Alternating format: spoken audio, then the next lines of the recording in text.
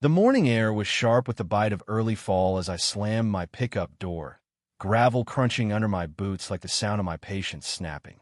It was 7:19 a.m., and there, in the middle of my private storage lot, sat a hot tub glossy, steaming, and utterly absurd, like a spaceship crash-landed in my gravel kingdom. A woman in a floppy sun hat lounged inside, swirling a plastic cup of rose, her eyes flicking toward me with the kind of boredom you'd give a telemarketer. "Marissa says this is community space now," she said, sinking deeper into the bubbles. "Talk to her if you got a problem." My pulse thundered in my ears. I hadn't even had my coffee, but I knew one thing. This was war. I'm Jake Ramsey, a contractor in the sleepy town of Cedar Hollow, where the biggest drama used to be whose dog dug up whose tulips. My dad left me this half-acre lot on the edge of town, a fenced-in patch of dirt where I keep my tools, lumber, and the quiet I need to stay sane. It's not fancy, but it's mine. Or it was, until Marissa Tate, self-anointed empress of the Cedar Hollow HOA, decided my land was her personal rec center. The hot tub was the final straw in a week of escalating invasions, and I was done playing nice. It started 6 days earlier on a sticky Saturday evening. I've been hauling rebar from a supplier 2 hours away, my truck groaning under the load. When I pulled into the lot, I nearly swerved into the fence. A black Audi was parked diagonally across my lumber stacks, its waxed hood gleaming like a middle finger. Nearby, a Jeep with a "Live Laugh Love" sticker blocked my tool shed. I counted 6 more cars, none mine, scattered like litter. A card table stood by the gate, holding a pitcher of lemonade and a speaker blasting 80s synth pop. A banner, duct taped to my fence, read, "Cedar Hollow, HOA Summer Bash." I was still gaping when I heard Marissa, her voice like a dentist's drill, high and relentless. "Jake, you're in the way. We've got a petting zoo coming at 6. She marched over, clipboard in hand, wearing a coral blazer that screamed, "I'm in charge." She waved me off like I was a stray cat.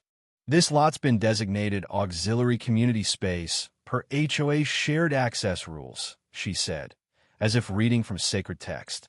"You can use it too, but check the sign-up sheet." "Sign-up sheet?" I growl, my fist clenching. This is my land. I stormed to the gate, expecting my padlock. Instead, the chain dangled, replaced by a sleek keypad. My code was useless. They'd changed the lock. "Who did this?" I demanded, spinning to face her. Marissa smiled, all teeth and no warmth. "The HOA board voted. Your lot's underutilized, Jake. We're making it a community asset. I left you a flyer." She pointed to a crumpled paper on the table. A kid on a skateboard zoomed by, scraping my trailer. A poodle peed on my ladder. I was shaking with rage as strangers strolled through my lot like it was a park. I don't live in the HOA.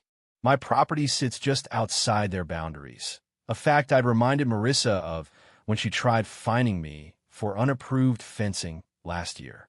I'd brush her off then, thinking she was just a control freak. Big mistake. Marissa didn't see limits. She saw opportunities to steamroll. I drove to the sheriff's office, my knuckles white. Deputy Mike, who'd fished with my dad back in the day, listened with a smirk. "Another HOA circus, huh? Unless there's damage or a crime, it's CIVYL. Talk to a lawyer." He chuckled. "That Tate woman's a tornado in heels. Good luck." Sleep didn't come that night. My lot-me refuge was a carnival, and I'd been locked out. I checked my loan security camera's footage. At 1:37 a.m. the night before, 3 figures appeared. 2 guys with bolt cutters and Marissa in a tracksuit, holding a box of new locks. She gestured like a MOVYE director. I saved the clip, my anger crystallizing into resolve. This wasn't about a lock. This was about my ground, and I was taking it back. By sunrise, I had a plan. I parked a lawn chair at the lot's entrance, strapped on a GoPro, and filmed every person who entered. "Who gave you access?" I asked each one. Always the same answer.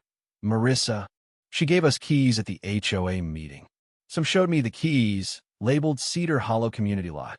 A woman in yoga pants said the HOA had reclassified my land as public. I asked if they'd reclassified her driveway too. She scurried off. By noon, I had names, plates, and footage. Then Marissa arrived, towing a cooler of popsicles and a piñata shaped like a cactus. She froze when she saw me. "Jake, this is petty," she said, her voice dripping fake pity. "We're building community. By stealing my land?" I pointed to the camera. "You're on tape, Marissa, bolt cutters and all."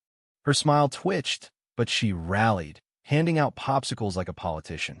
That's when I saw folding chairs stacked against my generator. I'd had enough.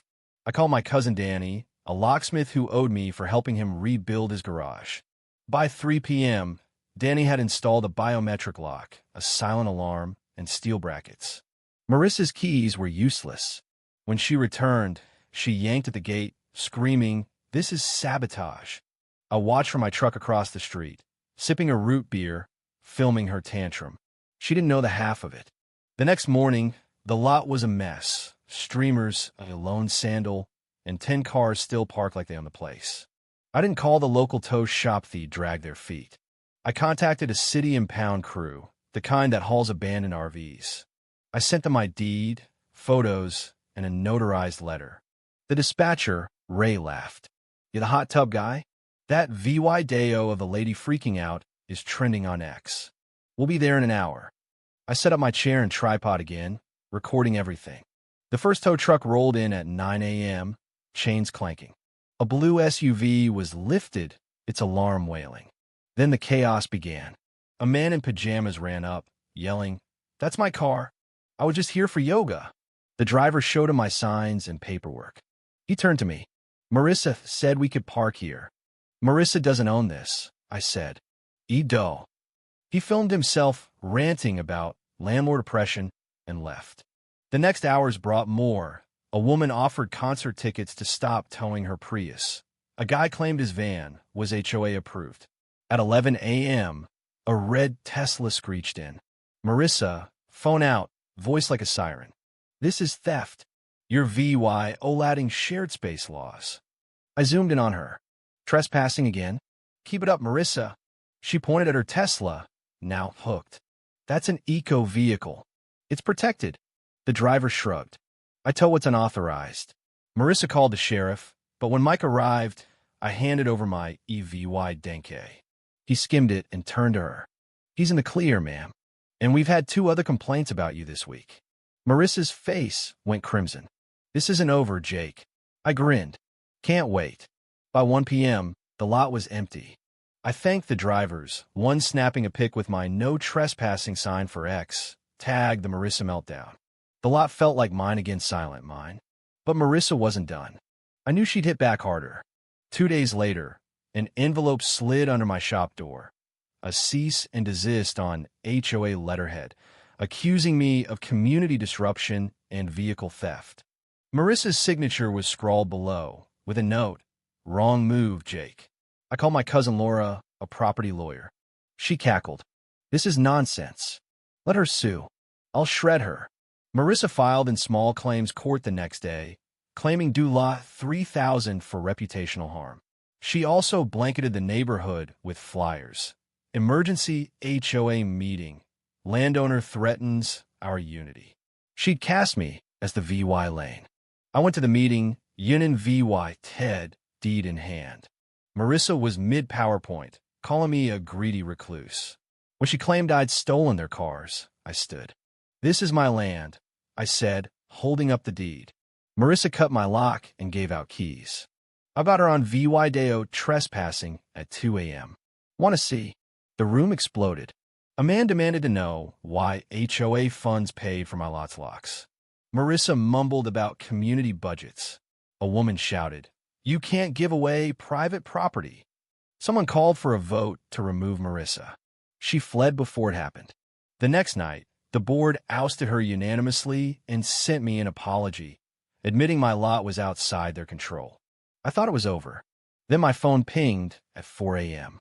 The camera showed Marissa at my gate, prying at the lock with a screwdriver. I drove over, catching her in my headlights. "Busted," I said.